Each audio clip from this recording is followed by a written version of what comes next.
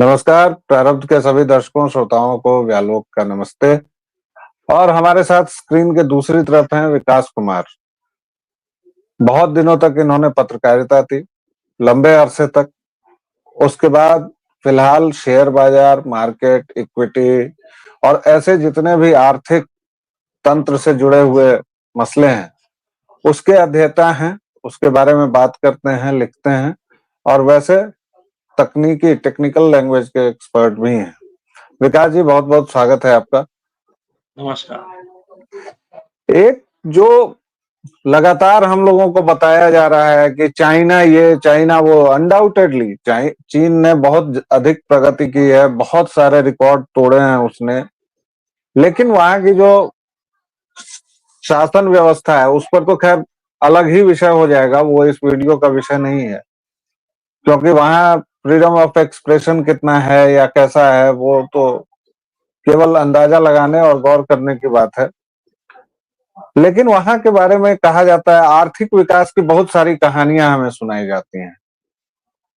वैसे हमारे सुनने में यह आया है कि वो बुलबुला अब फूट रहा है और चीन गहरे आर्थिक संत्रास में या तो डूबने वाला है या डूब चुका है। चीन की हालत ठीक नहीं है। तो यहीं से शुरू करते हैं कि इस बारे में तथ्य क्या कहते हैं, क्या मामला है, चाइनीज इकोनॉमी की क्या स्थिति है, क्या भविष्य है। यहीं से बात शुरू करेंगे। चलिए हम बात करते हैं। तो आपने कहा कि जो चाइना का जो फ्रीडम ऑफ एक्सप्रेशन है या जो वहाँ का जो पॉलिटिकल सिस्टम है, जो पीपल्स रिपब्लिक ऑफ चाइना उसको कंट्रोल करता है, वो ऐसा नहीं है कि पूरी तरह उससे अनरिलेटेड है। ये भी काफी हद तक इकोनॉमी से रिलेटेड है।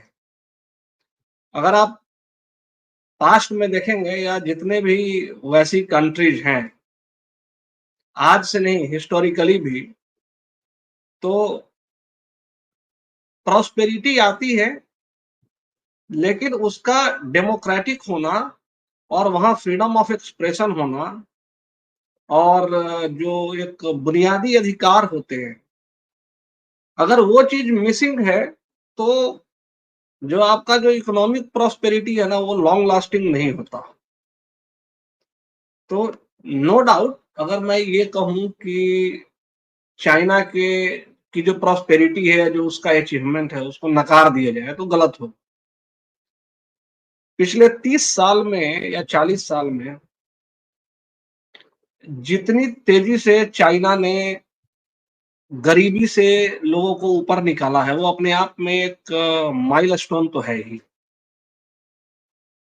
लेकिन अब आपको थोड़ा सा समझाता हूं कि ये फिर प्रॉब्लम क्यों है।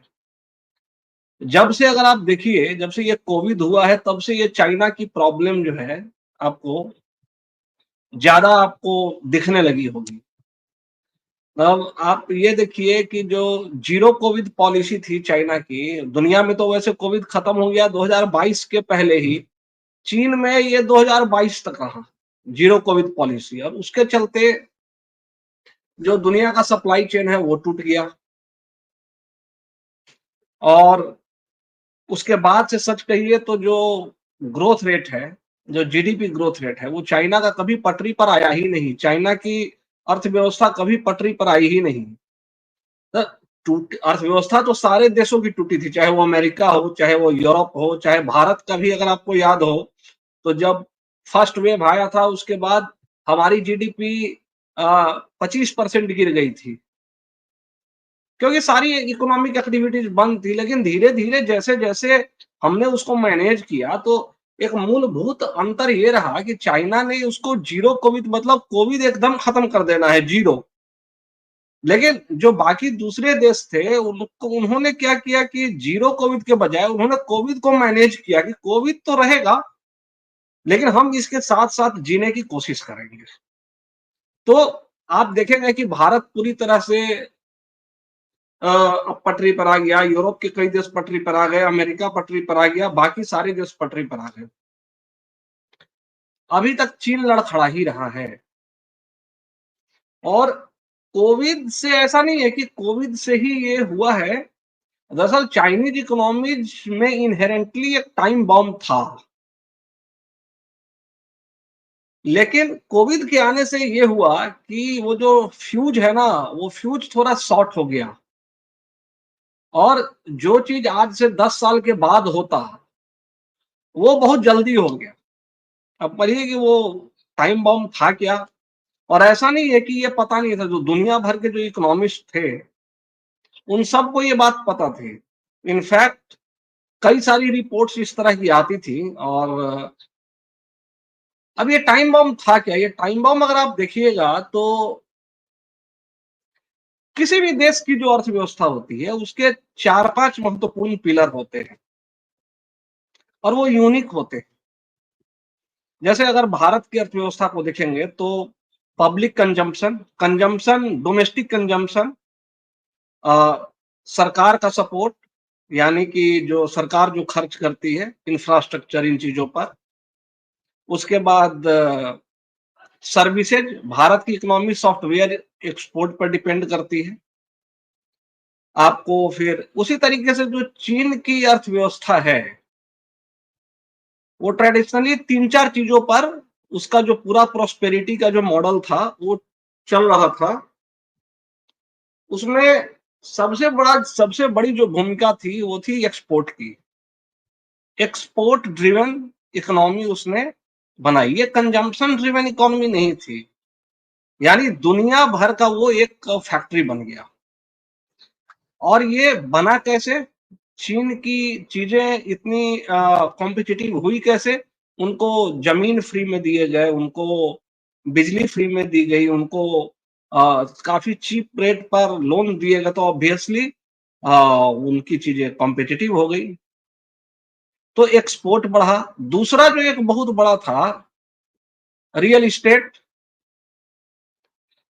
और तीसरा टेक्नोलॉजी, यानी अलीबाबा, टेंसेंट, बाइटडांस, हुआवी, इस तरह की चीजें जो आई, तो ये 3-4 महत्वपूर्ण पिलर थे।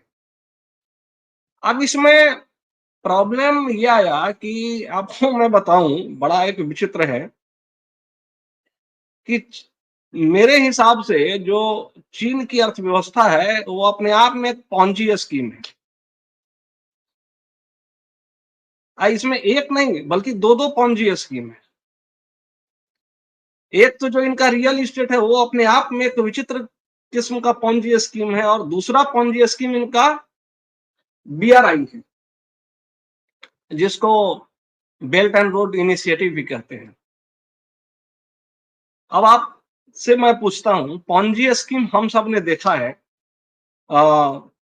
नोएडा में भी एक पॉन्जी स्कीम चला रियल एस्टेट बिल्डर्स का, या सहारा का भी देखिए, या दूसरे भी जो पॉन्जी स्कीम चलते हैं, उनका एक बड़ा इनहेरेंट कैरेक्टरिस्टिक होता है। वो कैरेक्टरिस्टिक क्या होता है? ये तब तक चलते रहते हैं जब तक कि नए यूजर मिलते जाते हैं। मतलब अगर उस पॉन्जी स्कीम में नए नए लोग अगर जुड़ते जाएंगे, तो वो पॉन्जी स्कीम चलता जाएगा, क्योंकि कैश आता जाएगा उसमें। लेकिन अगर नए लोग अगर जुड़ने बंद हो जाए, तो वो पॉन्जी स्कीम फिर समाप्त हो जाता है, कोलैप्स कर जाता है, फिर वो हाउस ऑफ कार्ड्स हो जाता है एक तरह से। अब नोएडा की बात मैं करता हूं, या भारत के भी कई रियल एस्टेट की बात करता हूं, तो इन्होंने क्या किया, मैं आपको समझाने के लिए बता रहा हूं, क्योंकि लोग रिलेट करेंगे उससे। जी, और दर्शकों के लिए बता दें कि पॉन्जी स्कीम एक ऐसी स्कीम होती है जिसमें आप पिरामिड, जो वो मुख्यतः नेटवर्क स्किल्स को कहा जाता है कि आप लगाइए, और पिरामिड स्किल, आप 3 को जोड़ें, वो 3 को जोड़ें, इस टाइप का होता है। लेकिन उसमें शुरुआती दौर में जो लोग जुड़ते हैं, केवल उनको फायदा होता है। बाद में पैसा आना बंद होता है, तो वो कंपनी भी खत्म होती है, और उसके बाद वाले लोगों का पैसा मर जाता है। ये संक्षेप में अपनी समझ के लिए शेयर किया है। जी विकास जी। हाँ, बिल्कुल आपने सही कहा कि नहीं, वो पॉन्जी स्कीम एक्चुअली में तब तक चलता जाता है जब तक कि उसमें नए यूजर, नए लोग मूर्ख बनते जाते हैं। तो यही है। अब नोएडा में बिल्डरों ने क्या किया, क्योंकि मैं नोएडा में रहता हूं, तो उनको जमीनें मिली या नहीं मिली, जमीन नहीं मिली, अथॉरिटी से अप्रूवल नहीं मिला, लेकिन उन्होंने एक प्रोजेक्ट लॉन्च कर दिया। बढ़िया से चमकता हुआ प्रोस्पेक्टस बनाया, जिसमें गार्डन हो, स्विमिंग पूल हो, मतलब वैसी एस्पिरेशनल चीजें डाल दी। और फलाना ढिमकाना के नाम से एक प्रोजेक्ट आया, और बनने के बाद आपको ऐसा दिखाया गया कि आप एक लग्जरी लाइफ लीड करेंगे। हकीकत है कि ना तो उनके पास जमीन अप्रूव्ड है, ना उनके पास दूसरे जो नेसेसरी अप्रूवल्स है वो है, लेकिन उन्होंने प्रोजेक्ट को लॉन्च कर दिया। प्रोजेक्ट को बायर्स भी मिल गए, 200, 300, 500 जितने भी बायर आए बेचने से वो मिला, उनके पैसे उन्होंने लिए। अब जो पैसे लिए उन्होंने, तो दो तरीके से पैसे लिए। एक तो कंस्ट्रक्शन लिंक्ड होता है हमारे हिंदुस्तान में, कि शुरू में कुछ डाउन पेमेंट ले लेंगे। जैसे मान लो अगर 100 रुपए का फ्लैट है तो 20 रुपए डाउन पेमेंट ले लेंगे, बाकी 80 रुपए जो है बैंक आपको करवा देगी, तो ये एक मुश्त हो गया। दूसरा तरीका है कि जैसे जैसे कंस्ट्रक्शन बढ़ेगा उसके हिसाब से आप उसको पेमेंट करते जाएंगे। चाइना में ये बड़ा उल्टा हुआ है। चाइना में क्या है कि पूरा का मतलब जो मेजर पैसा है, समझिए कि 70-80% तो वो शुरू में ही ले लेते हैं, ले लिया बिल्डरों ने। ना तो उनके पास जमीन है, ना तो उनके पास अप्रूवल है, कुछ नहीं है। और जो लोकल एडमिनिस्ट्रेशन है, और हाँ उसके बाद फिर क्या किया कि ले लिया, लेने के बाद उस जो प्रोजेक्ट का पैसा है उस प्रोजेक्ट में ना लगा करके उससे दूसरे प्रोजेक्ट लॉन्च कर दिए।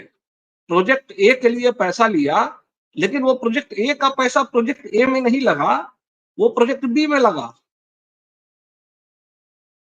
और फिर प्रोजेक्ट बी में भी नए यूजर आए। अब जो प्रोजेक्ट बी में नए यूजर आए, उससे जो पैसा आया उससे फिर प्रोजेक्ट ए का काम शुरू किया। तो अकेले नोएडा के अंदर अंदर ही ऐसे 1700 बिल्डर हुए।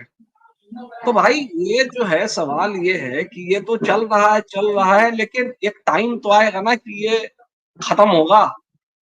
ये खत्म अलग अलग जगहों पर अलग वजह से हुआ। तो अच्छा, चाइनीज सामानों की गुणवत्ता के बारे में कहा जाता है कि चाइनीज है, वो लोक भाषा में कहता है, हिंदी में उसका है कि चाइनीज सामान लिया है तो लो, चला तो बरसों तक चलेगा, और नहीं तो दुकान से नीचे उतरो तो खराब हो जाएगा। तो इसमें मैं ये जो पूरी चीजें हैं वो गुणवत्ता को लेके भी बहुत ये नहीं है। आप बता रहे हैं कि बुलबुला है, तो फिर नहीं नहीं इतना चाइनीज हम आपको इकोनॉमी बता का देते हैं। वेट क्यों बढ़ रहा है? नहीं नहीं, जी। मैं आपको वही बता रहा हूँ। तो ये हुआ क्या कि करते करते क्या हुआ कि जब कोविड आया ना, तो कोविड आया तो लाखों लोगों की नौकरियां, करोड़ों लोगों की नौकरियां चली गई वहां पर। तो अब पैसा तो उन्होंने पूरा का पूरा दिया हुआ है और उनको प्रोजेक्ट मिले नहीं, तो बैंक दिवालिया हो गए और सारी चीज दी। अब प्रॉब्लम ये हुआ कि अगर आप चाइनीज इकोनॉमी को देखेंगे, तो जो रियल इस्टेट सेक्टर का एक अजीब सी कंट्री है, जहां रियल इस्टेट का जो ओवरऑल जीडीपी में कंट्रीब्यूशन है वो 40% था। आप सोच सकते हैं। अब भारत में आपको पता है, भारत में जीडीपी में, भारत के जीडीपी में रियल इस्टेट का कंट्रीब्यूशन कितना है? सिर्फ 7.8%। तो जिस समय ये कोविड आया और ये बुलबुला फूटा, 40% अकेले जीडीपी का रियल इस्टेट था।